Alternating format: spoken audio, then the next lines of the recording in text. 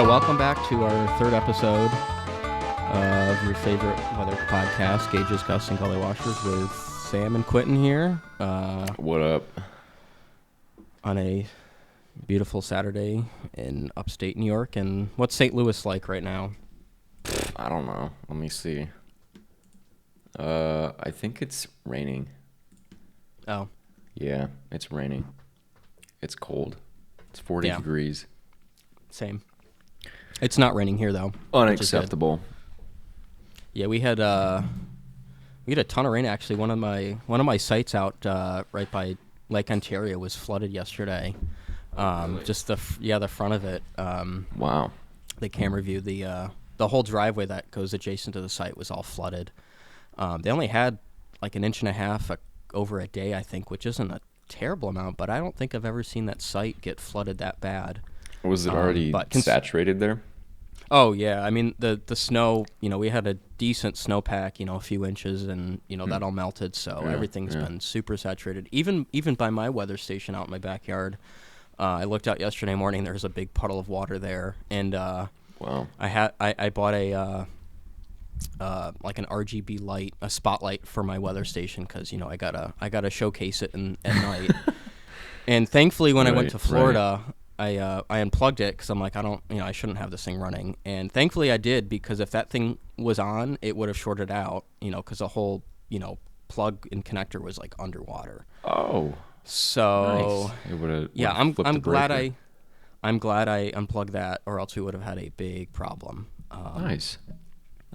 I'm kind of skeptical to plug it back in, but it's like, do I really need a light on a weather station at night? I mean, I don't know. It's kind of overkill, but, I'm a fanatic over lights. I go to Goodwill and buy these, crazy light fixtures. Like I got this one here in my bar area in my house. It's a really nice stained glass. It's not a Tiffany lamp, but I got it at Goodwill for like $40. Nice. Yeah, Goodwill. They got good lights there if you want. Very nice. Really weird lights. But yeah. I just go there to look at CRTs. At what? Goodwill. Look at the CRT TVs. Oh, all the Castle Ray TVs. Yeah. That nobody will buy. Those are fun to drop off of like a 5-story building. Oh my gosh. Those things will explode. Yeah, with the mercury gas that comes out of them. Yeah. Yeah, you don't want to be near that, or else you'll be getting shards of glass and mercury everywhere. And long-term effects. Yeah. Still fun to do, though, if you're just got nothing else to do. I know some people will. Yeah. If you want to get out some anger, you can just get a baseball bat and just, whack the shit out of it. Oh my gosh.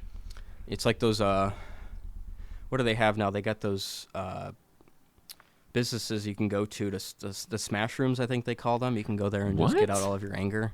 Yeah, this is like a legitimate business where you can go in, and they have like, glass or just other stuff that you can just literally go into like a baseball bat and just smash, just go crazy and just start smashing shit. It's like going to a firing range or a gun range and just shooting off a AR-15 for an hour just to get out some anger or whatever. Interesting. But at least this is in a controlled environment. Obviously, you don't want to be smashing shit at your around office. Other people, or at your office too. Yeah, but.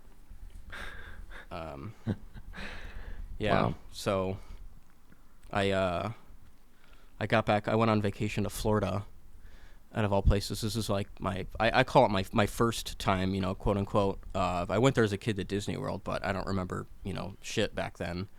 So I went there last weekend to visit a few friends. So this was like your first official time? Yeah, first official, like that I'll mentally remember it time. Now that I'm older, I can remember the horrors that Florida has to offer. It wasn't as bad as I thought it was. I actually enjoyed it a lot. It was tough to leave. I mean, the weather was just amazing. Leaving New York when it was 20 degrees and going down and it's 75. You got a nice breeze. Yeah, and it's hard to beat. Low humidity too. It wasn't no bugs, no humidity. It was just amazing. The water temperature was really good too. Nice. So that was fun. Yeah, I mean, as soon as you got on the highway, though, it was just a free-for-all. Absolutely just terrible drivers down there. Nobody uses their blinkers. Nobody uses their horn either. Like, if they cut you off or somebody, whatever, nobody They uses just their give horn. you the silent treatment. Basically. Wow. It's like people just expect it. You go to New York City, and if you're, at a light for more than 3 seconds and it turns green, people lay on their horns. People are just so impatient. Yeah. But Florida they're like, whatever, man, Wow. The 14 lanes of highways is still not enough to get traffic around. Yeah. And literally every road there is like a 4-lane highway. Like the main boulevards are like, either 4 or 6 lanes, sometimes even it's 8 quite, or more. quite expansive. And then, you got every stoplight, it's like a retirement community, and it's like, Del Boca Vista or, Mar-a-Lago. It's just everything's just these giant communities and townhomes and these big fountains. And I don't know if I'd want to live there. I'd live there maybe 3 months out of the year in the wintertime when it's actually pleasant. Well, you got to worry about hurricanes and stuff. Well, that too.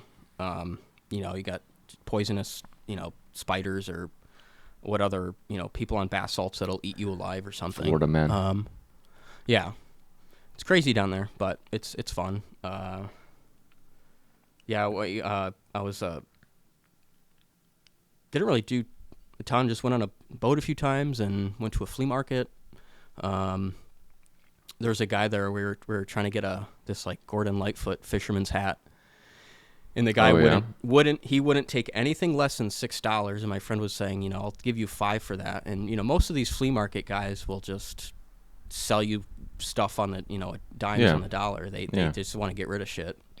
But this guy was just stuck up, and he's like, I'll only take $6 for it, nothing less. And they're just like, all right, dude, screw you. And so my one friend tried, didn't have any luck. My other friend Drew tried, no luck. And so my friend Elliot sent his roommate in there, and his roommate somehow got the hat.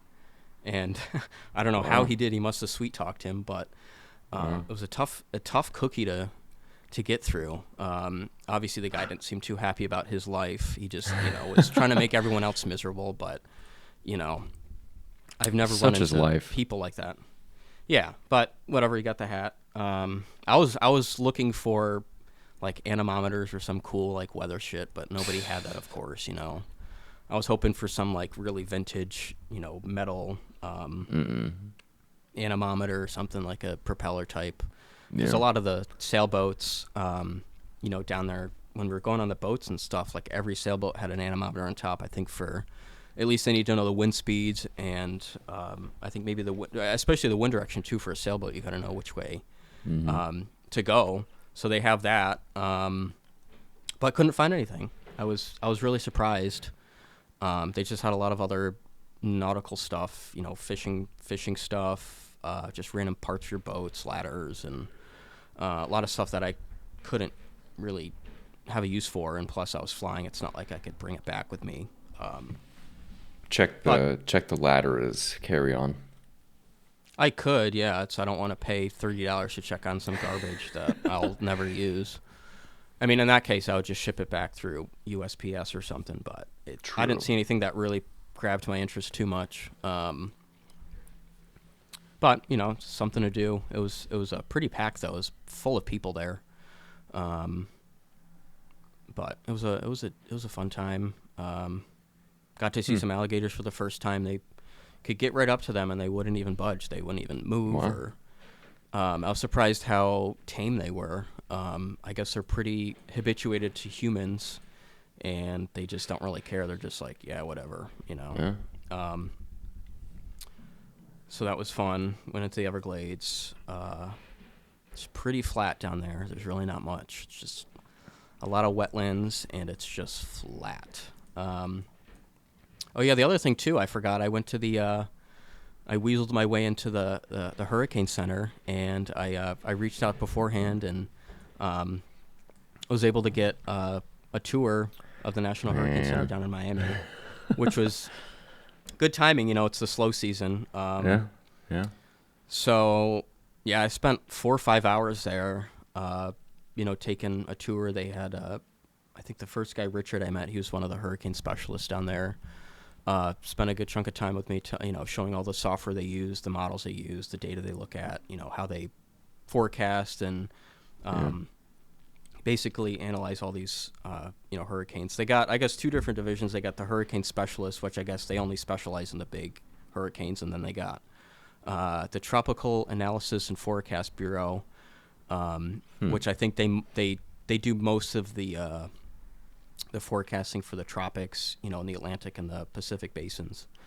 And I mean, a good 90% of the office was working from home because, there's nothing to do in the office, but they were all working on post-storm analysis and, Sure. it's pretty, they were, everyone, has different assignments and, now that all the storms are past, they get all the the data that comes in, and they're basically just fine tuning the tracks and writing up the analysis and basically just spending more time to get. So on the off season, they just do case studies and such. Yeah, well, they're just summarizing the storms from last year.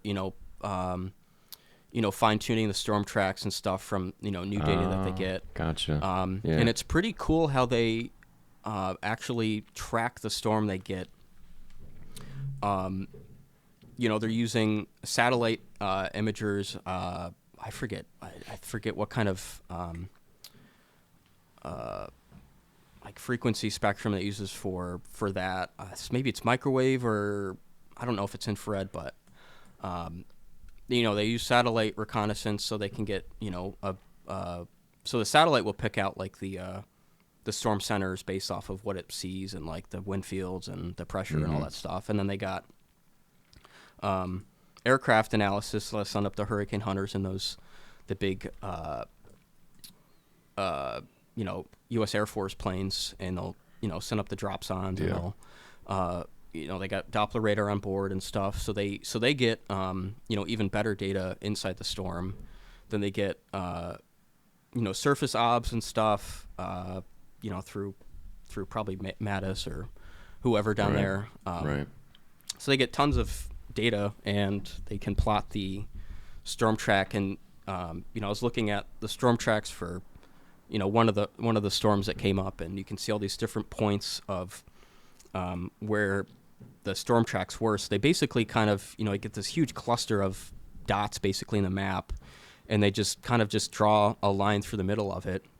Almost like a best fit line that kind of just averages all those points out. And occasionally you'll have like one point that's 1,000 miles off to the north that's like completely erroneous, and so they kind of got to filter that out. But they just use the best track, and they're fine tuning the storm track itself, the storm center, with the data that they have available now, and basically reanalyzing everything and taking more time to look at them, to study them, make sure that the stuff they're putting out is accurate. So that was cool. And then they're using AWIPS, the new version of AWIPS, for at least model imagery and getting real time upper air obs and all that stuff. So they're using the same software package that NWS and probably every other NOAA based forecast office uses. It's a really, really useful package. So they're using that operationally. They got what's the other software they use for what actually creates the storm tracks, and it plots the wind fields and stuff. That the graphics that you see that they put out on Twitter and their website. It's a software package from like the late 80s. It's got that retro feel to it, and they're using that, and it still works fine. It's like, why change it if it works? So they're using like this 30-plus-year-old software package to create graphics, and it's basically like the main software that they use for putting out those advisories or products and stuff. And then there's another one I forget they use, but they're trying to blend all of those together into one software package, in-house and stuff. So they got that's obviously going to take some time to do the coding and the software engineering behind it. Right. Because they don't want to use three different kinds. They just want everything in one package, and it'll make their jobs easier. So that's what they're working on now, I guess. And there was two Albany grads. I was talking with Philippe. He graduated in 2017 from UAlbany with his PhD, Nice. and he actually was a TA for a couple of the coworkers I work with at the Mesonet, and he knows a lot of the people there. So it's a small world. Wherever you go, there's always somebody that knows somebody in your realm or went to the school that you went to or whatever. So that's always cool to talk with people that you can familiarize with and they can relate to. So he spent a lot of time with me, showing me how they actually forecast stuff, and I was interested. I don't know much about hurricanes and how to forecast them. It's kind of out of my realm of knowledge. Since we're in upstate New York, it's like we don't really have to deal with that. But it's fascinating how they, what models they use, and they pretty much exclusively use the GFS. And I was like, why don't you use like the NAM or HER? But they said those are all mesoscale models, and for mid-latitude mesoscale storms and stuff, which is a whole different physics and like thermodynamic scheme than the tropics. So they only use the GFS? Yeah, well, they use a blend of the GFS, the UK Met Office has a model, and the European model. They use like a blend of all three. Huh. I think now they're leaning more towards the ensemble models, because those just have a better track record. More accurate. Right, and that it just gives you average. Yeah, it just gives you a better rounded average of that. And they're showing me some of these storm tracks. The spaghetti plats they call them. It'll predict it. The first few days everything will kind of line up with each other. Everything will agree. But then after like 4, 5, 6 days, it like spreads out. You got one that's going way off to the west. You got the other half of them which are going off to the north, and you got a couple of them that are it gets spread out. The uncertainty gets greater and greater as you go out. And then they plot the actual storm track, and it's completely different than what the models did. So, even with the models we have now and the computer capabilities, like we're still limited when it comes down to it. And especially after, I think just most weather models just are not that great after like 3, 4, 5 days. I don't really have too much faith in them. Because a lot of stuff changes. The atmosphere is so dynamic. They can pick up on trends, but most of the time they're only good for the first 24 hours. And even then they can initialize poorly. Right. And then as a lot of stuff changes too, the jet stream will change a little bit. You might have more, less wind shear in one area. There's so many variations that you have to take into account. It's just incredible. Hurricanes are huge, and they're kind of based from the lower to mid atmosphere, but a lot of it is dictated by the jet stream and where it gets steered, and you got wind shear and stuff can either help it or destroy it. Even a slight change in a couple degrees Celsius of water temps could really play a role in strengthening or weakening that storm. Just the sea surface temperatures changing is like a huge factor. Especially wind shear too. I mean, that can like really just tear apart some of these storms, really quickly. But still, I mean, the models are only good for a certain amount of time, and then after that, it's like you're kind of taking a shot in the dark. And I think people have too much faith in that. Some of these like TV forecasters are putting out freaking 10-day forecasts, and people just want to see. I think it's mainly just to appease people. They want to see what the weather's like, next Friday. And it's like, okay. You realistically can't do that. Yeah, and it's not real. I mean, it's I don't know. It's just a lot of crap. But people want to see that for some reason. I don't know why. The irony of it is I saw one of my friends did like a case study of the long-term forecast from all the big companies. And AccuWeather came out as the most accurate. Based on projected and actual. Now, do they have their own in-house model, or do they just have really good forecasters? I guess they were just better. Interesting. Yeah. Yeah, I guess some places do better than others. I don't know how that works. I mean, it's still. I think it comes just, you got down lucky. to intuition Mm-hmm. and not only using the models, but using the context clues around that to craft your forecast. Because you can look at a model objectively and say, and just use it for what it is and be like, okay, the temperature is going to be this. But you have to take into account, like, is it cloudy? Is it going to be raining? Are there so many factors that you have to consider that could change the number that's on your screen to something different? Yeah. It's very variable. It's a good starting point. Just looking at long range forecasts, it's a good starting point. Just a general idea of what's going to happen, but it's going to change. Whether you get a little bit less clouds and higher temperatures, or whatever it may be. It changes so quickly. That's why I don't know why people put out forecasts up to 10 days. I think most people are just too reliant off of the models. It's more of a projection, I think. Yeah. Obviously, it's subject to change, but just a general idea. It's like the Farmer's Almanac. Like, people look at that like the Bible, and it's like, you really put your faith that's not some, real. It's not, and it's based. I think a lot of it's based off of climatology, which is good to some degree, but at least now everything's our becoming climate more and more. Is it's always changing though. So you and can't right now you it's can't rely rapidly on evolving. a fixed point. Right. But people just want something. They want to know what the weather's going to be like in July 4th weekend, and it's January 27th. And you can't do that.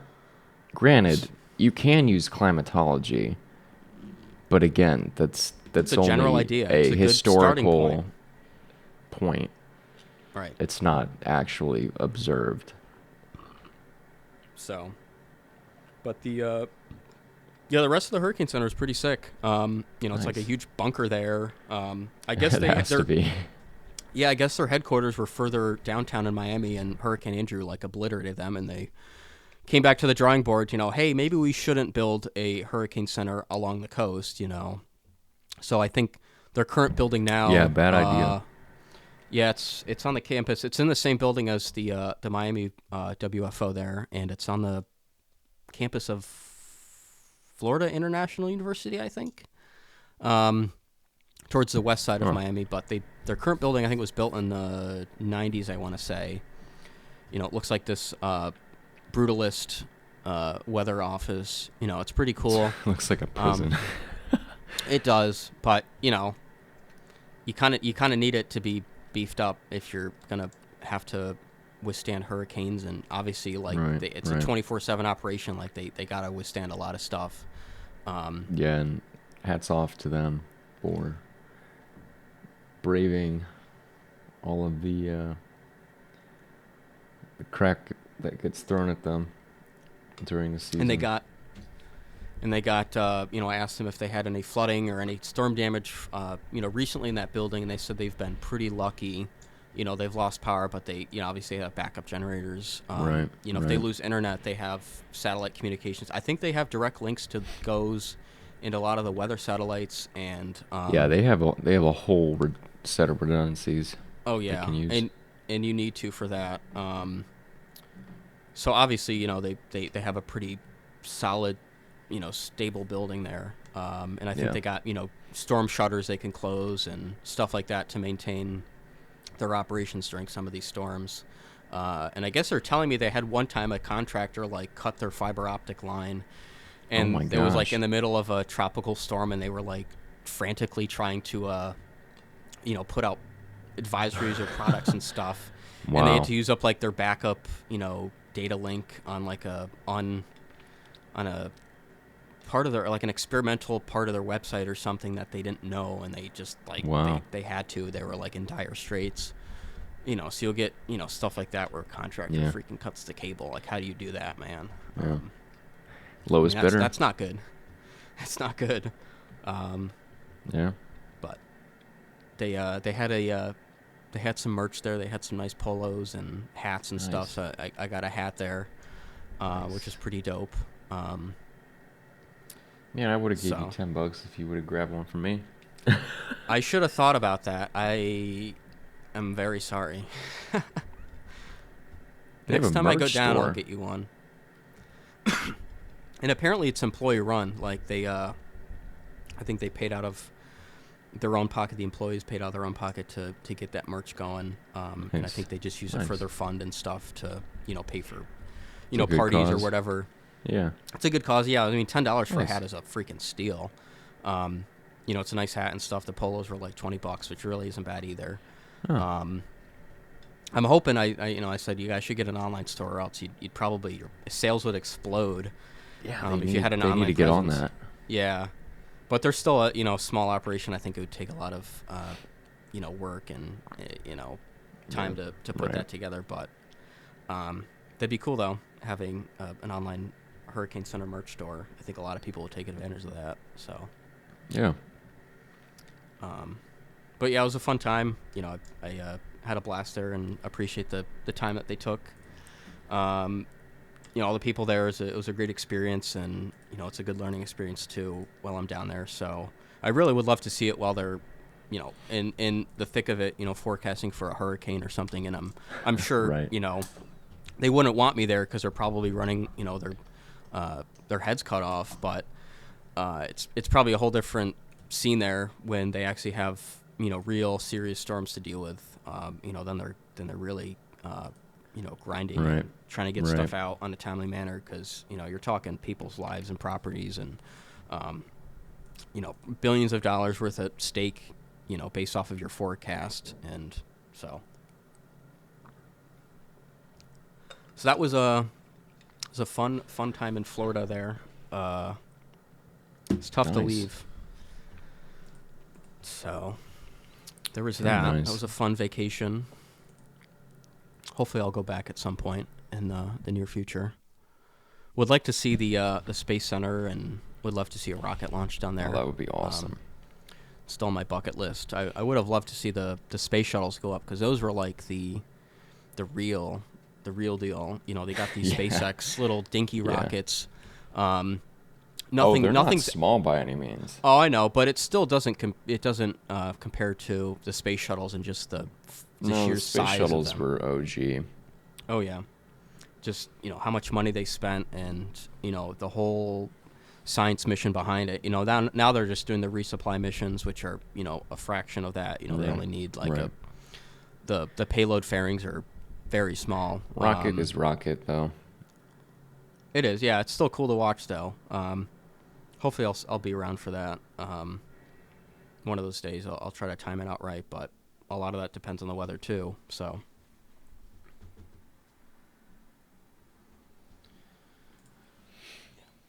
what's new in your world? You got your weather station going. You got some big updates, Yeah. right? Not yet. Not yet. So on the 11th, I bought an antenna and some cables and an Arduino, because the data loggers I was going to set up to where they output data and the Arduino would read the data, Mm-hmm. and then it would parse it and upload it to an SQL database. But this coincided with a large winter storm in Nebraska. And so I ordered those cables, and it took over 2 weeks for them to arrive. Wow. And so I finally get everything programmed, set up, and it won't even power off the data logger, because the chipset, I guess, is fundamentally flawed in that you power it off of 5 volts. So there's a 5 to 3.3 volt voltage converter, level converter.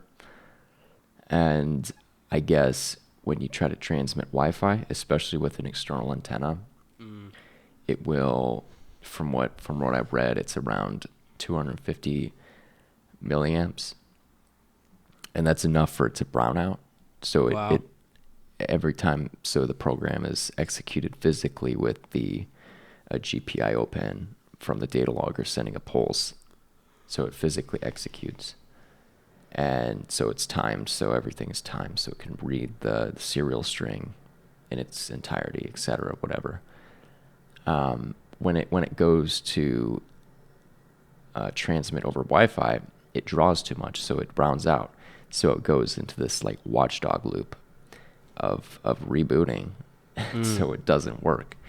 So the consensus I gathered was that it's just a crappy chipset, because it's a SparkFun Thing Plus, and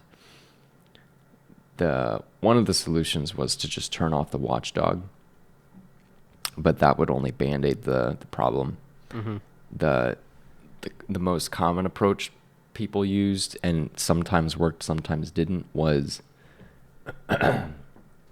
using a capacitor to kind of smooth out the draw from the power supply, so you wouldn't have the brownout. But for some people that worked, some people didn't. So I'm like, I'm gonna just cut my losses and get a better chipset. So I ended up finding on the forum, let me see here. And this is kind of the consensus, was that this was a really good board. It's called the Quinn LED ESP32. I guess it was because some guy was having the same issue, and he's like, I'm gonna just do this myself and make it better. So it's a super robust board with the ESP32 W room chip from Espressif, whatever that manufacturer is. It's got so many good features. It's got USB-C port, PTC fuse. So it's and it has like a Ethernet add-on too. Oh wow. And the external antenna connector. So that's in the mail. So what I'm gonna do is, and I don't want to admit that you're right, but I'm finally investing in a Sierra Basic data logger, because the Edlog ones that I'm using just won't cut it for what I needed them to do. Yeah. With data integrity, because the baud rates aren't quick enough, and it just kind of sucks for IoT stuff. Right. So. Well, the Sierra 1000, that doesn't have an Ethernet. I know the Sierra 1000X has an Ethernet. It doesn't, port. but you can get an external peripheral that connects to that. So what, the NL116 or something? It's the NL121 or 120. Whatever is cheapest on eBay at this point, but it'll work like more than enough for what I need. So you're just gonna get that, and that plugs into the serial I/O port, or? So on the CR1000, there's a peripheral port on the right side that just screws on. Okay. And so that will connect to the Arduino. So it's an actual like Ethernet connection. And I'm going to use the Arduino with the antenna as like a Wi-Fi pass-through. Okay. So yeah, it's gonna it'll be a low power like access point basically. Oh, okay. Yeah, I'm looking at it now. You got the RS-232, a CSIO, and the peripheral port that you're talking about. And they still make... Oh, no, this has been replaced by the 1000X, so... Yeah. The 1000X is a little above my pay grade. But... Yeah. How many pulse channels do you get on that? Probably more than the CR6? 2, but I'm not using pulse... the only pulse channel I'm using is for the rain. Which... Wait, you only get 2 pulse channels? Yeah. What? That's it? Yeah. I mean, I'm only using 1. Huh. I thought it had more. I mean, it's got 8. Typically, you only have an anemometer at 10 meters and then a rain gauge, and those are the only 2 you need, really. Unless you're me and you need, 50 anemometers. Yeah, we don't talk about that. Well, at least with the CR6, I And think actually, you have 4 pulse channels, no, but it's sorry. like every And other one. the control ports are also able to be configured as pulse channels. Okay. So I think you've got four channels dedicated. Oh, Or yeah, six. pulse counters too. 6, I believe. 3 voltage excitation channels, 16 single-ended, and 8 differential. So it's a good starting, like you said, you only need, 2 pulse channels really. So Yeah. and it's CR basic, which is a breeze. Oh my goodness. To use. Oh my goodness gracious. It is it is an upgrade worth having. Let me tell you. Yeah, I might have to get one of these days. Yeah, I mean, you kind of, I don't know. With your CR6, it's so configurable that, granted, you're kind of limited because you've only got those configurable channels. You don't have dedicated, like, voltage input, excitation, etc. So, but, yeah, so we're getting one of those. The ENC 12x14 boxes I have with the CR23X, it's quite large. It's kind of a fatty. Huh. And I've managed to fit an HMT 337 in there with it. But I had to modify the wire glands as not to like completely destroy the cables bending out. So I'll be able to reattach those and like fit it correctly, since the CR1000 is like half the size of the CR23X. So we'll have a little bit more room. Okay. And I hope that will allow me to fit. Well, I'm going to have. So I'm going to kind of approach this similarly to the ASOS layout, where you've got the 2 posts with the unistrut and then the 2 junction boxes mounted on that. Right. And so what I'm probably going to do is, because it's going to be powered via AC available power, so I'm going to see if I can put like the backup battery in one with the charge controller, so it'll last for a couple hours if the power goes out, whatever. Right. And then put all of the logging stuff in another, and I'll be able, because I would like to have dual redundancy pressure transducers. So I'm looking at a couple Cetra Systems 270s, which are crazy accurate. Not rated for aviation use, but just incredibly accurate. Like they're used for like laser systems and stuff. Yeah. So get 2 of those. Hopefully fit them in there. I think they'll fit. I think they should fit.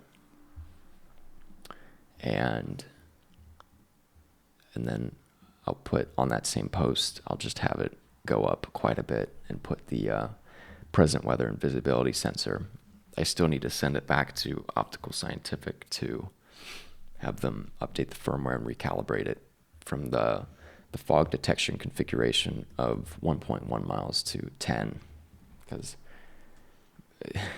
the full range of 1.1 miles is kind of useless. Yeah.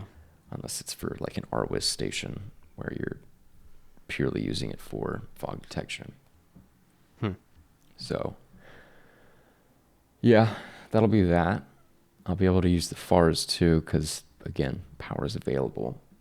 So I'm gonna end up having to have Vesela extend the cables on the HMT too, because I'm gonna just screw it and only use those because I'm lazy and just keep costs down. Yeah. So I'll put, because the HMT 337 is used on ASOS, and it's got the warmed dew point probe with the external separate temperature PRT. So I'll put the PRT in the FARs with the junction box for custom probes with the little gland. So I'll be able to just tighten that on and put it in there. It'll be fine. And the dew point probe and a gill shield.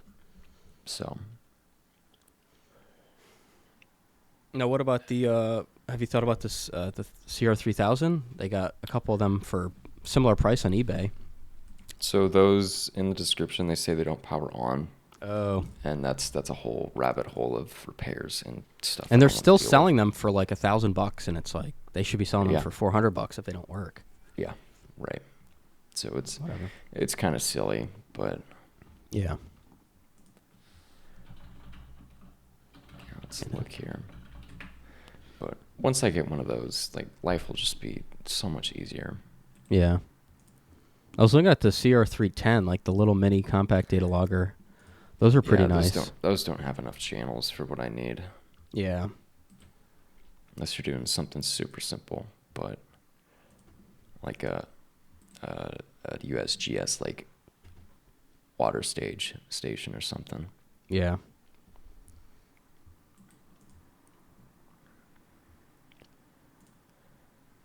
Nice.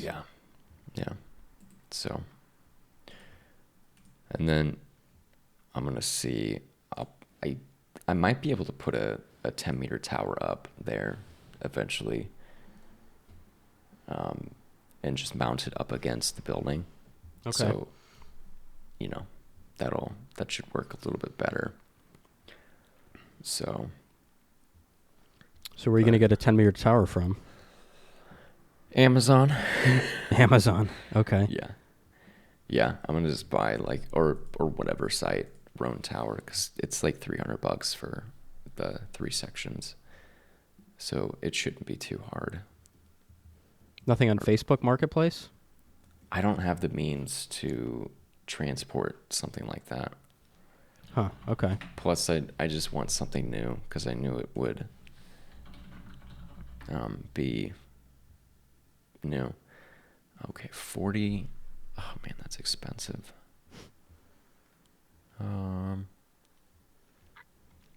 Yeah, 20 foot. I mean, here we go. Antenna tower in Ohio for $100, 30 feet. It's really rusted That's out. in though, Ohio, though.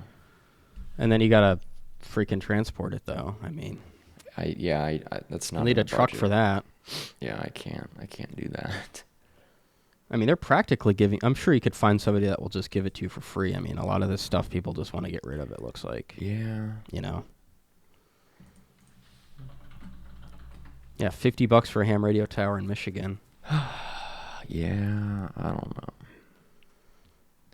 You can get. Oh wow! For only $3,200, you can get a 40-foot windmill tower. That's pretty cool. There we go.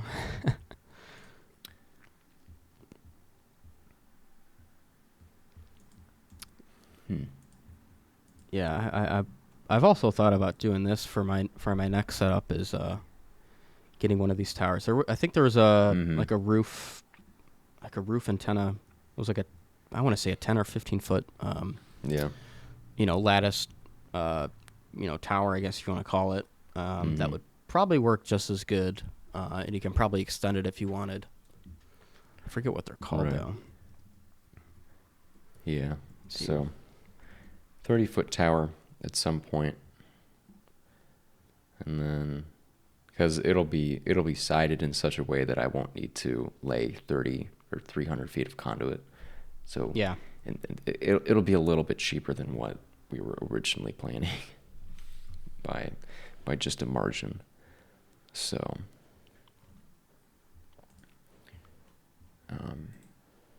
yeah, we'll have an ASOS probably by the summer. Nice. It's off to a good start then. Yeah, with heated rain gauge too, because that's kind What of you're gonna get from that surplus site. Yeah. See if they got any good stuff on there. Let's see. Yeah, Is that heated though? The rain gauge on that site, that surplus It site, is that is. heated? It is. Okay. It's the 52202, I believe. Does it say rain gauge tipping bucket? Yeah, Young 50, 52202. I don't And know it if just that's hooks up heated to or not. mains, so should be very, Oh very yeah, this shrinkable. is heated. Okay. The 52203 is the unheated one. Yeah. Okay.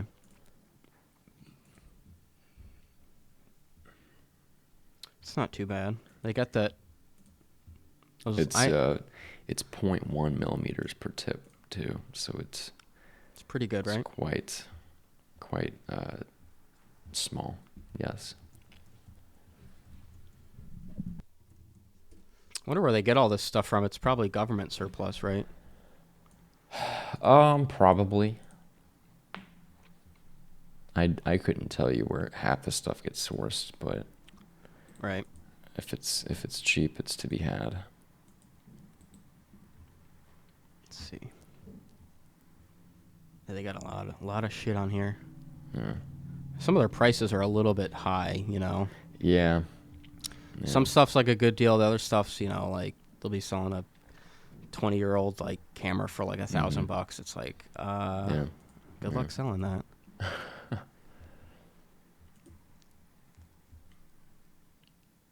Yeah, here we go. I can get a roof mount tripod, 10 foot, $130. It's a weird looking thing, but I could probably put a. Looks like you can put, pull through the middle of it and secure it, so you can extend it up further than that. So Mm-hmm. I don't know. Maybe I'll do that. Yeah. Yeah. Or I'll just get a tripod. You know, maybe I'll just do that. Yeah. Still got to We'll see. redesign that. Yeah. I mean, ideally, it would be nice to mount it on the roof. At least put the wind sensor up there, and just maybe mount everything else on the ground. Right. But I mean, I guess for ease of maintenance and stuff, the roof would be a little bit tougher. Just having to get up there and service it. But if you only have to Right. service it twice Right. a year, that's not too bad. No. Not at all.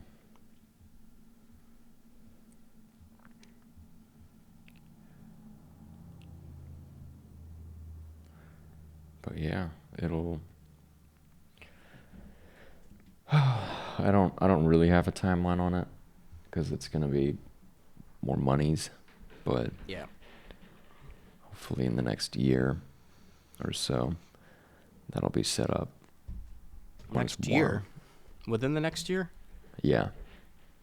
You mean this year? Oh, I don't know. No.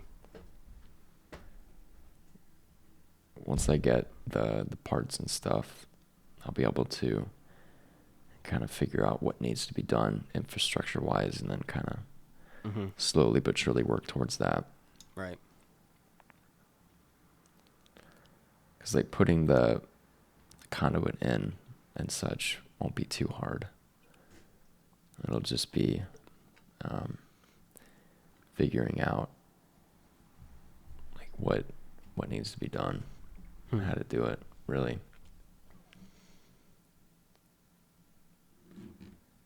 So it'd be nice because we'll just be able to ship everything there. Won't have to transport it. So Because how far is that from your location now? it's about an hour Oh wow. Okay. northwest. Yeah, it's a bit of a drive. So planning is going to be of utmost importance. You're probably gonna have to do a lot of back and forth trips, I bet, just to work out the kinks and stuff will fail. And Hopefully not, because right now the tripod that I have out right now is kind of the trial run, right. and with the exception of the internet connectivity, everything just kind of works. There's there have not been any issues with that.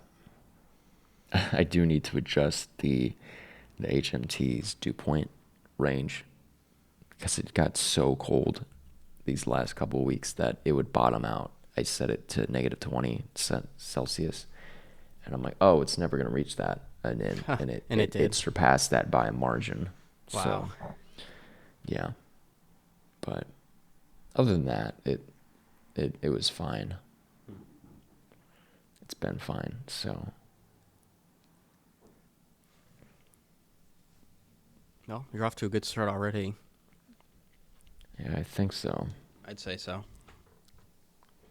Better than me, for sure. Was finally able to get the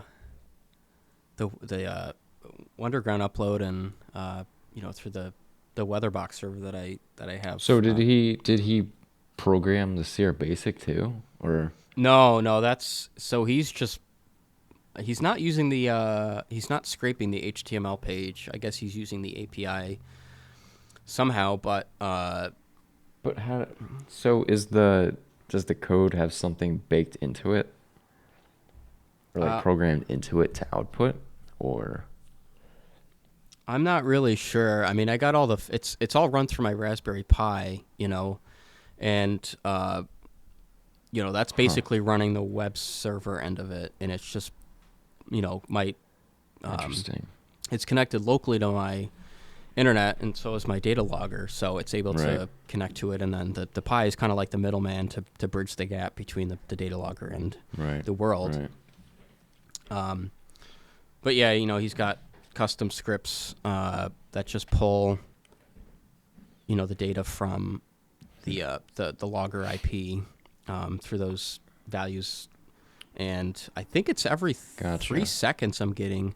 I'll have to check it. Updates very, very fast. So it must be the API, because the HTML only updates every 10 seconds unless you reconfigure it. But I don't think you can get data that quick through the HTML page. Yeah. But I noticed this morning, just looking at the data, the wind speed, is fine, but it doesn't go to 0. It bottoms out at 0.6 miles an hour. So I think there's a little bit of a I don't know if it's a coding error, or I don't think it's on my data logger side of things, but so I gotta tell them about that. But yeah, so far it's just the temperature and wind speed, wind direction, and then I'm hoping to today is got to take down the other two, the AQ wind monitor and your favorite 3-cup anemometer. Spare me the anguish. I don't know why you hate it so much, but it does its job. I mean, I guess puts out good data, but it's not ideal. I mean, it's square data. I mean, yeah, it doesn't put on a nice sine wave. It's very stepwise. It's basically similar to the Wind Sentry. It kind of sucked there. It's not really. I mean, it's what you get for your money. It's a budget wind sensor, but if you're on the low end of things, I mean, I paid $20 for it, so it's like I don't care. It still works. The data is pretty agreeable with everything else, so I can't really complain there. It's just like you said, it overspeeds at high wind speeds, and it doesn't really work at all below 7 miles an hour or something. It's just still, because it needs a lot of momentum to get it moving. It's just so bulky. Right. Goofy. So it's got good bearings at least, but it just has a very, very high starting threshold speed. But I think that was designed more for higher wind environments, or just windier environments where you're always going to have like wind turbines. I mean, that's what it was rated for, I think. So at least from their website, it seems like it was geared towards that, and maybe I don't know what else, like maybe like an oil rig or something, or like offshore wind energy or something. So, but I'm getting I think every 3 seconds. I'm looking at the data now. Yeah, every 3 seconds. So it must be pulling from the API, because the HTML page doesn't update this quickly. So it's pretty impressive. So I just got to add the, relative humidity, dew point, and rain and pressure. That's like the last. Yeah, but you've got that Vasila transducer that you just got. For pressure? Yeah. What about it? Like that you have that now, so you can do it. Oh, yeah.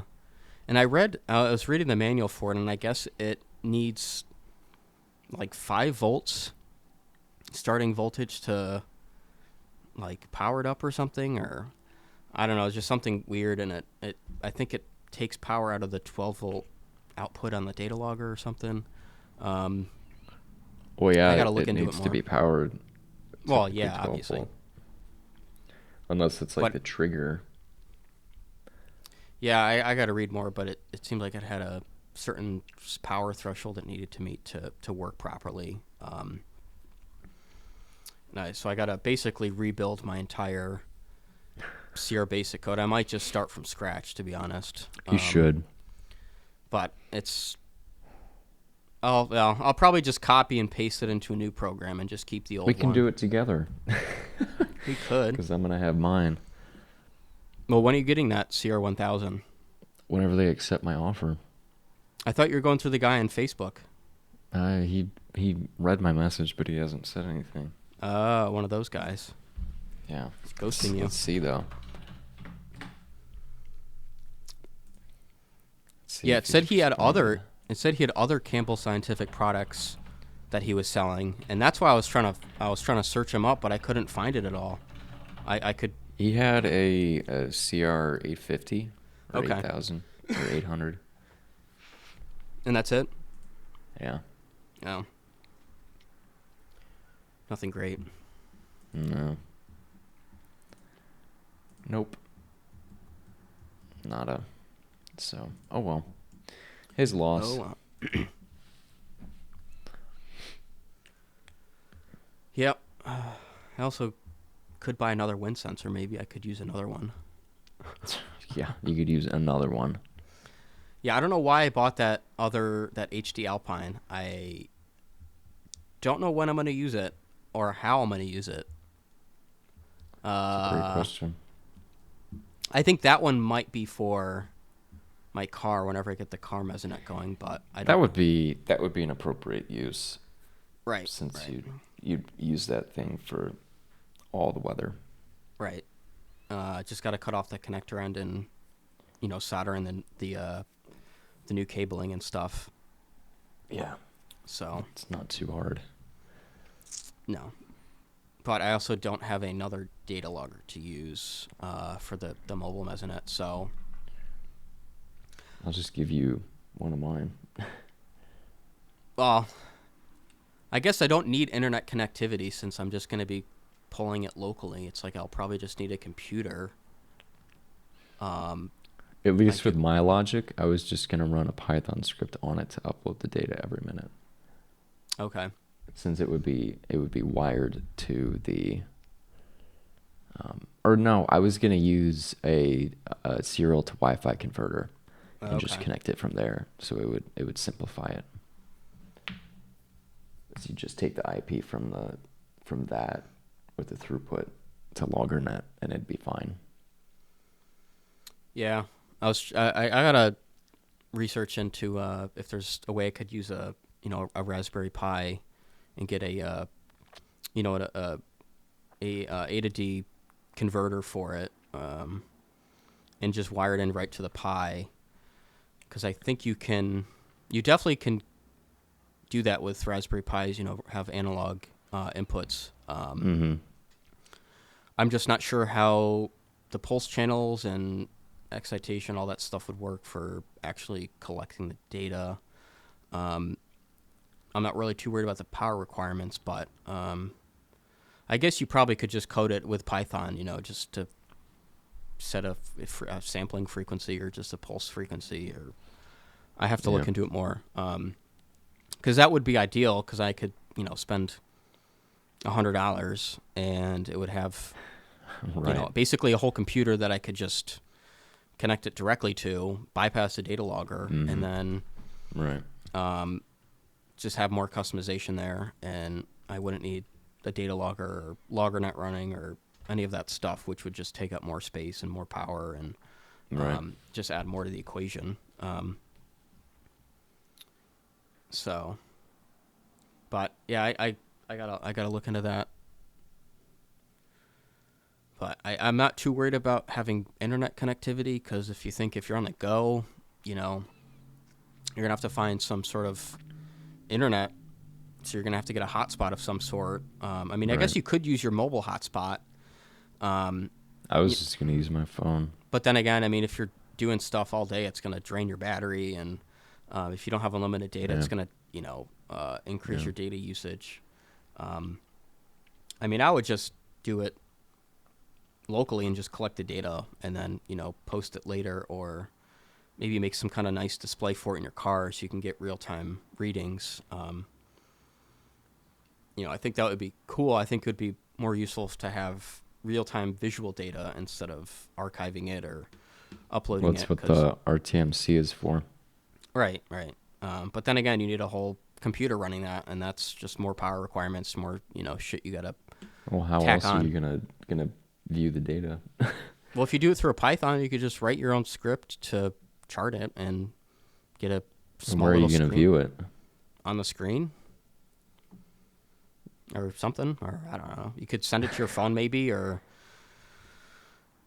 do a Bluetooth What's the uplink. point of And that if you're gonna use the laptop for other things too, like viewing, like SPC and whatever else? well, yeah. I mean, I don't plan to be tornado chasing with this anytime soon. I mean, that's the goal, but I'm not there yet. I mean, I would like to set it up for proof of concept, and it would be good for, I don't know, just having a weather station on your car for, if you go camping or something and you want to know the weather, if it's that important. But I don't know, it would look pretty cool. Having a whole full-blown weather station on top of a WRX, I guess it would look pretty cool. So Yeah. I don't think anyone else has done that. So, but then again, I don't know if I'd want to bring that car into a tornado though, or a hail core. Like if I got that car in a hail core, I would be pissed. So that's why I don't really plan on taking it. At least like, storm chasing down in the plains or something. I mean, that's just a whole insurance liability, and then you're talking about dents all over the car, broken glass, and it's not worth the risk. But that's down the road, though. I obviously need more equipment and hardware for that, and money, of course. Everything costs money.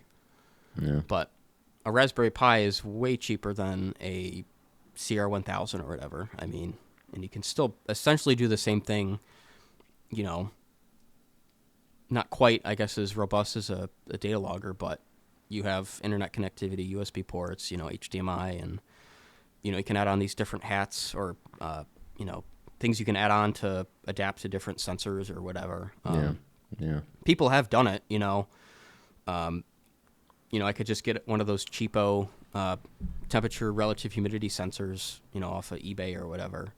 And just, True. wire it and create my own FARs Yeah. or some kind of radiation shield, and I could just do it from scratch instead of buying, an HMP or whatever else you could use.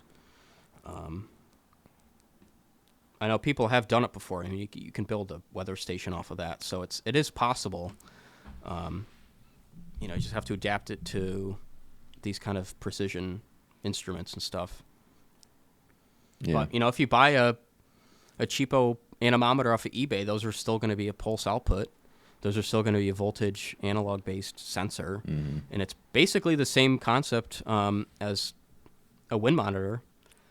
So if you can do that with a cheap $50 anemometer on eBay, you can definitely do it with a $1,000 wind monitor. So Yeah. anything's possible. So true. Yep.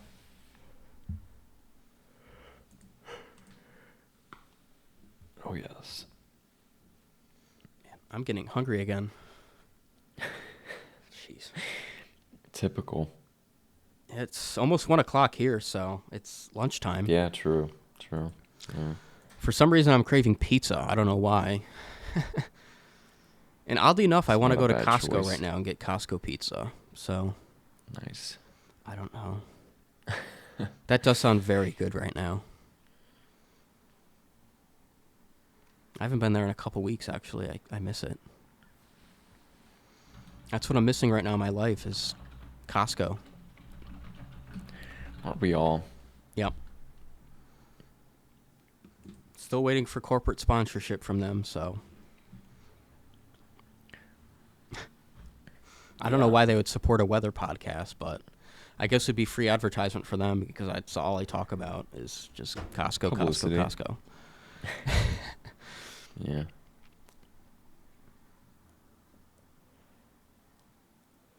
And I think too they were slowly getting rid of the churros there, which were just they're terrible. Like they just tasted like cardboard. Oh. Huh. They had like no flavor. It was like eating this like crusty piece of cardboard. Interesting. I don't know why people loved them so much. I was like, this is like kind of terrible. But they've replaced them with cookies now, and that's way better than a cardboard churro. So I think I'm not sure if they did it at my store. I think they're phasing them out at different stores across the country. But yeah, pizza and a cookie sounds good right about now. Maybe I'll go there for lunch. I am very tempted to. I mean, you are a member. I am a member. I'm a Gold Star member. Wow. How fancy. Very fancy. Very, very fancy. Do you guys have Costco's out there in St. Louis? Yeah. There's several. Several, okay. Oh, yes. My parents shop there. Oh, they do? Yeah. But you don't? No. Obviously, they didn't teach you well. They didn't raise you right. I don't have a membership. You can just smooch off of them, right? You can get a second membership card. I guess. I typically just go to Aldi, though. Aldi's, yeah.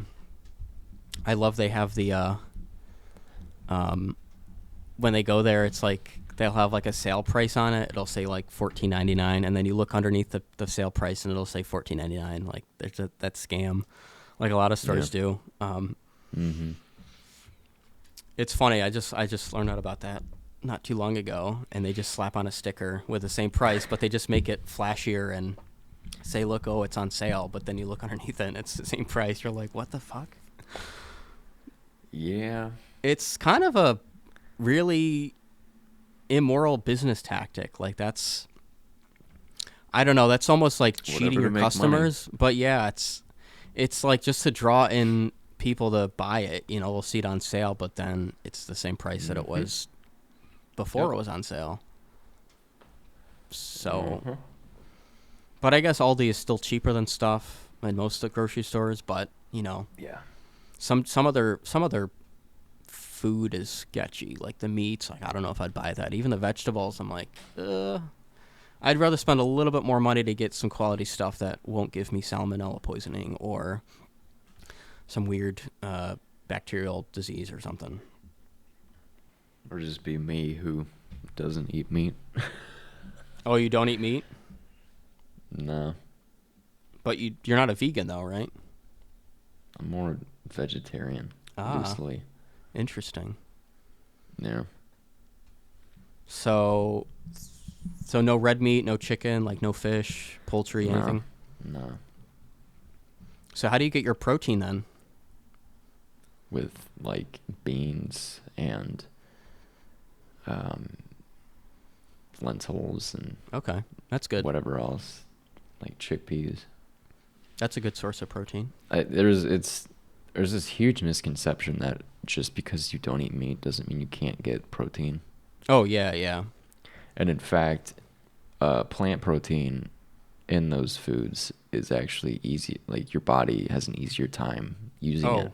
Yeah, 100%. And it's got better nutrients in there too. Like I think, Yeah. fiber and Yeah. other vitamins were I know like red meat is, especially like I think your stomachs are not they're not built to handle digesting it. I heard that your stomach doesn't even digest or process red meat, and it just like goes through you. It does. It just takes forever. Yeah. Because our digestive tracts are super long. Yeah. And typically with that, animals with that kind of system are herbivores. Yep. Because you look at like canines and their tracks are super short. Yeah, they can handle it for sure. Yeah, carnivores, like dogs, for instance, they're super short because they're mainly a carnivorous diet. Unlike cows or something where they've got multiple stomachs for that reason. Yep. But yeah.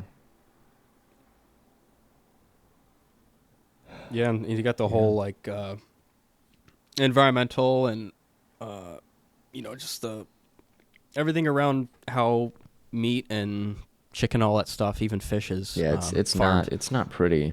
It's not, yeah. And a lot of that stuff's like, the stuff you get at McDonald's, like a lot, that's not even like real meat. It's like just fake shit, the pink slime or whatever. And that stuff's like terrible for you. I mean, that's, I can't do that anymore.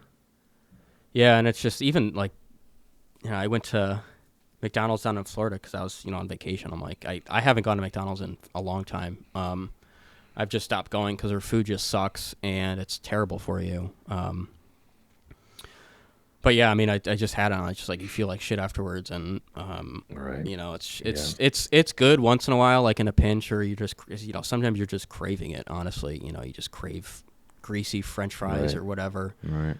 Yeah. But like I'll have it. I probably won't get it for a while. I've kind of just tried to cut it out and just trying to cook more stuff at home and it's just be more conscious that way. It's better for your body too in the long run. That stuff just really messes you up. But I think I'll stick to chicken though. Chicken's I still I made chicken cutlets for dinner last night. That stuff's really good. Nice. I think it's one of the better meats for you, but it's still probably not humanely raised or No. processed and stuff. A lot of that stuff's like just factory farmed, and even the eggs and stuff you get are right. not good for you. Yeah. But it's just like America. Nobody wants to spend money. I mean, everything's so expensive now. It's just you just cut corners wherever you can, and whenever you cut corners, it comes at a cost. So,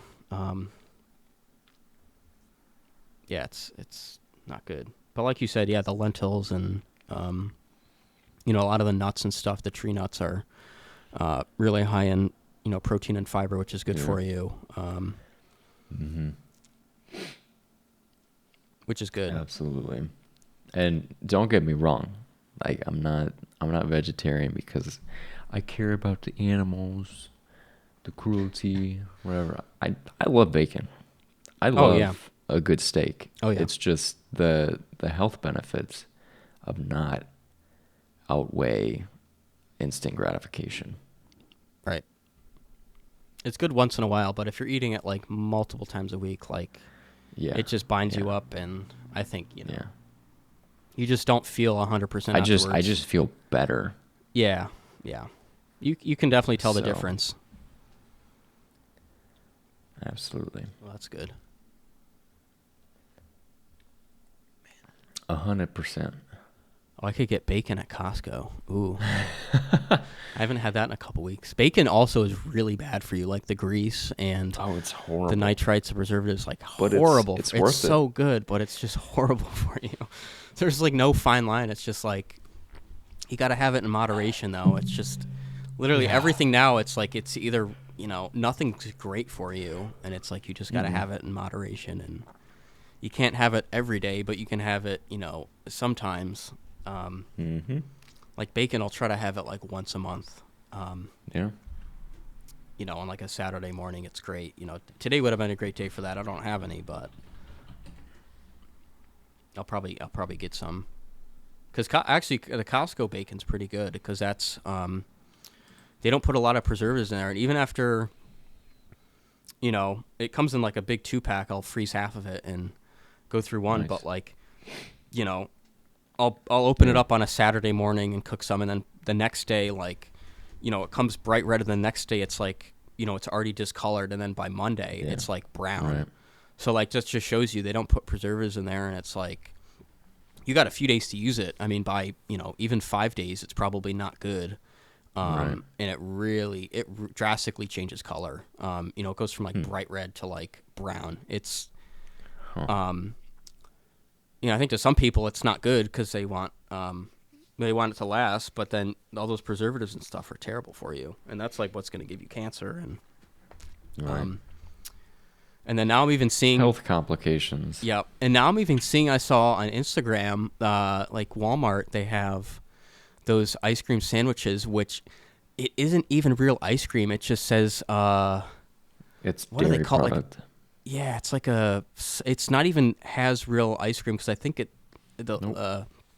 FDA qualifies that it has to have like at least 10% milk, or I don't know, some percentage in there. Yeah, it's wild. And then they're adding all of these, preservatives and shit. And like, this guy left out, one of those ice cream sandwiches overnight, and it didn't melt at all. It was still intact the next day. I'm like, and people are eating this shit. I'm like, that's scary. I'm like, you'll never That's catch a me little buying concerning. that. Oh yeah. And like, that's just one product out of thousands, if not, hundreds of thousands that probably have the same Yeah. stuff in there. And it's scary. Mhm. But it's just deceptive marketing. It's just they call them ice cream sandwiches, but you look at the fine line, and I forget what they call it. It's not ice cream. It's and- dairy product. Yeah.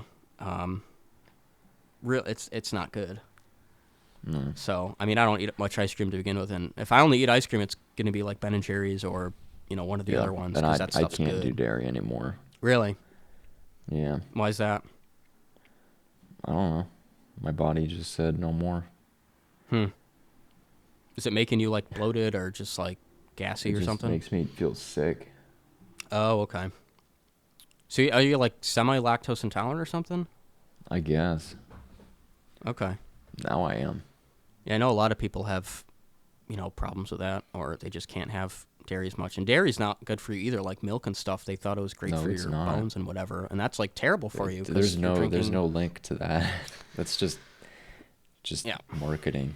another myth, yeah. But like chocolate milk, I mean, that stuff's so good. And eggnog, don't even get me started. I freaking love eggnog. But Eggnog that stuff is will kill amazing. you. That'll kill you. Just how much fat it has in there, but it's so good. I mean, I'll get it maybe Yeah, once that's a why year. it's so good. It's good for like, an eggnog martini, like at Christmas time. That's great. Yeah. But like, that's the only time that I'll drink it. It's so good. Right. It's just like bacon. It's just like you can't have it. It's so good, but you can't have it all the time, or else it'll just screw you over, and you'll just be in pain, or it'll just cause you health problems down the road. So, Heart disease, yeah, etc. etc. Cancer. Yeah. That's a big one. And then you got all the microplastics you're getting in your food and stuff. Oh, yeah. Even cutting boards, like plastic cutting boards, just every time you wash it or you cut something on it, like awesome. you're releasing microplastics off the plastic cutting board, and they want you to use bamboo or Woohoo. a wood-based, natural-based cutting board. Just stuff nobody would think about, just a plastic cutting board, like that's contributing to a lot of the microplastics, or just one of the things actually. I mean, it's logical when you think about it. But you got water bottles. Yeah. Everything you get at the store is plastic. There's yeah. the milk jugs used to be in glass back in the day. Now they're all plastic. Plastic water bottles, plastic wrappers, Yeah. plastic bags. Literally everything you get and touch is plastic based. It's crazy, but it saves them money, and it's cheaper, and where else does capitalism reign is, saving money and maximizing profits. So, and that also comes at the expense of the planet and your health and everything else. Wouldn't have it any other way. Yep. It's America for you. Well, it's the whole world at this point. I mean, it's not just America. Yeah. It's everywhere. Yeah. Now they found like microplastics in the stomachs of polar bears. They found microplastics at the bottom of the Mariana Trench, the deepest part of the freaking ocean. They found, fucking... Love it. Whatever plastic bag is down there. I mean, that's mind-blowing that it got down... I don't know, what is it, like 12,000 feet, 15,000 feet? Might even be more. Far. It's down there. It's just like floating down there. It's like, how did it get down there? It's just insane. Well, someone swam down there and put it. I hope not. I gotta look it up. Mariana Trench microplastics. Yeah, I'm pretty sure it was a freaking it was a wrapper of some sort. Yeah, plastic at the bottom of the Mariana Trench. Nice. Ridiculous, absolutely ridiculous. So we're just screwed. Such is life. Yeah, what is it? Yeah, Mariana Trench, 11,000. Oh, 11,000 meters. Okay, so that's like 30,000 feet, right? Ish? No, 36,000 feet. 35,814 feet below surface. Wow. That's pretty deep. Jeez. Not really. I mean... Not really? What? Not really. Deeper holes. That's still impressive, though. Just how deep that shit is. 7 miles. I can't imagine the pressure down there. High pressure. Just a little bit more than standard atmospheric. Just a little bit. Yeah, what is the pressure down there? I'm curious. It's got to be pretty high. 8 tons per square inch. Yeah. Sheesh. It's about atmospheric. See, what does good old Wikipedia say? Oh, the temperature's only 34 degrees Fahrenheit. That's not bad. Yeah, 15,750 psi, more than 1,071 times the standard atmospheric pressure at sea level. Wait, you said 34? Degrees Fahrenheit. 34 to 39. Oh. Huh. Wow. Pollution, here we go. Interesting. 2016 research expedition looked at the chemical makeup of crustacean scavengers collected from the range of 7,800 to 10,250 meters within the trench. Within these organisms, researchers found extremely elevated concentrations of PCBs concentrated at all depths within the sediment of the trench. Wow, so they're electronic. Wait, what? PCB is it's a computer board, right? Yeah. Not this PCB. Oh wow, 100% of amphipods having at least one piece of synthetic material in their stomachs. Wow. Not good. It's pretty bad. In 2019, Victor Vescovo reported finding a plastic bag and candy wrappers at the bottom of the trench. Also reported that carbon-14... pick up after themselves down there. And look at this. That year, Scientific American also reported that carbon-14 from nuclear bomb testing has been found in the bodies of aquatic animals found in the trench. Wow. Yep. Not good. Yep. Not good. We are all screwed. Eventually. Maybe not today or tomorrow, but next day. Yep.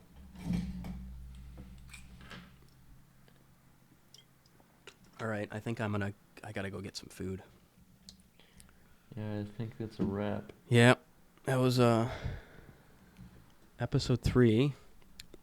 Wasn't as long as the last one of 4 hours and 31 minutes. that was a doozy. But that was something. Also, we gotta get some guests on the show, so please reach out to us if you want to be on the show. We don't care who you are. We'll try not to be too mean. Yeah, no, we'll be gentle and respectful. Don't worry. Yeah, we gotta get some live callers in here. I think that's the best way to do it. Just do it live. Yeah, I think that would be pretty cool. Could do a call in. So. But thank you for joining us for this. Yes, thank you. Third episode. Listening to us ramble for an hour and a half. Yep, and we'll be back next week doing the same thing, rambling more. Hopefully, we'll have updates with weather stuff on both of our ends. Yeah, we'll see. I think we will. The other thing too I forgot to mention is I got summoned for jury duty, so I got to go there at 8 a.m. Ew. Yeah, and I think it's grand jury duty. Oh. And the great part is they make you pay for parking and they don't even reimburse you for it. So fuck you, New York. You suck. And yeah, you just got to stick it to us. Wow. Yeah. That's stupid. And they'll pay you only $40 a day. So if you're working a hourly shift, at fast food or $40 a day. Yeah, you're losing money, and What? it's your civic duty. Hold on. Hold it. $40 a day. So how many hours do you have to be there? 8 to 5, they said. Ew. Yep. Which is what? What's that come out to an hour? Yeah, that's 9 hours. 40 divided by 9. That's $4 an hour. That's stupid. Yep. You want to talk about slave wage? Yep. And it's your civic duty. You have to, or else you'll get jailed for it. Which is stupid, Yeah, but that's awesome. It is. It really is. Hopefully it's a good case. I don't want to be stuck there with some stupid crap that I don't care about. I want it like a murder would be cool, or Bro I don't didn't know. pay his taxes. Yeah, that would be cool. Who knows? You know what? I agree. What? If it was a trial. Oh over yeah, someone yeah. not paying the IRS. I mean, I'm probably just gonna go in with the mindset. You're just gonna be guilty, however I want. It's nice having. It's fun having power and authority to rule if someone's guilty or not. Screw you. I'm not having a good day. 50 You guys years. aren't paying me enough to be here, so I'm gonna stick it to you. Yeah. But no, seriously, that would be bad. I wouldn't do that. Yeah. But we'll see. I think there's a chance. Well, I think it's just orientation and stuff. I may be called. Yeah. I think it depends. They select 100 people, and then out of those 100, they'll only select 30 or something. So there's a chance that I might not, but I am just going to assume that I'm probably going to have to. I don't want to, but we'll go with that because I have shit to do for work, and I don't want to be stuck in. Who a cares? courtroom. You're getting paid $40 a day. You should be. Well, I'm still thankful. getting paid my full salary though. Oh, true.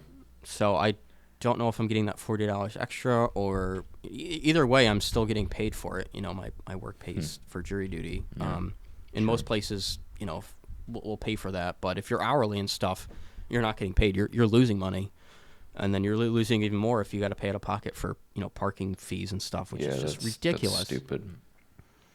So I'm gonna raise this, some hell there and demand that they pay for parking, or I might just find free parking in one of the side streets. It's ridiculous, but New York State sucks. I hate this state. It's a beautiful state, but the government sucks. Just do research on it, and they'll be like, "Oh, we can't use you." What do you mean? The trial. What do you mean by that, though? What do you mean do research? Like, say, "Oh yeah, I already know about this. Like he's obviously guilty or whatever." Oh yeah, Because you're not unbiased. yeah, and I could do that. I could just act very biased and just say I'm going to convict him or say that he's guilty regardless of what happens. So maybe I could try to weasel my way out. I'll just try to go out of my way to be an asshole, but I don't think I'll do that. That's probably not the right thing to do. No. I wouldn't want somebody to do that on me if I was on trial. I wouldn't want somebody to say I'm guilty. I'd probably want them to say the opposite, actually. So, and it's like your fellow peers. But if you killed somebody, like, you probably should go to jail for that. If you're stealing money from people, like, you should go to jail for that. Well, some people don't think that. If you're evading taxes, you're not guilty, because I think that's a good thing. I think everyone should evade taxes. Theft. Well, is it though? I mean, the government steals your money, so Well, yeah. he's just trying to save money. I mean, who wants to pay taxes? I mean, seriously. If a guy went to court for having $1 million in like parking fees, he's not guilty. I would just say, yeah, just let him go. Forget about it. Yeah. He's not a problem. But yeah, I'll have hopefully I'll have some good stories next episode. We'll see. Yeah. We'll see. Hoping that it's a fun case, or I'm hoping it's not just abysmal, boring, 8-9 hours in a freaking courtroom in Rochester, New York. Pays parking ticket. Yeah, I'm not looking forward to that. I mean, I could Uber, but then I still have to pay for an Uber, and that's going to be probably even more expensive, to and from. And I don't have a car if I want to go get lunch or something. It's. Yeah. So I'll try to find free parking somewhere or whatever. I don't know. Stupid shit. But until next week. Yeah. You'll hear from us again. For sure. Thank you for listening, and yeah. We'll catch you in the next one. And it'll be February by then, so we'll see you next month. Yeah. So we'll see you next year. Next year. All right. Bye. Peace.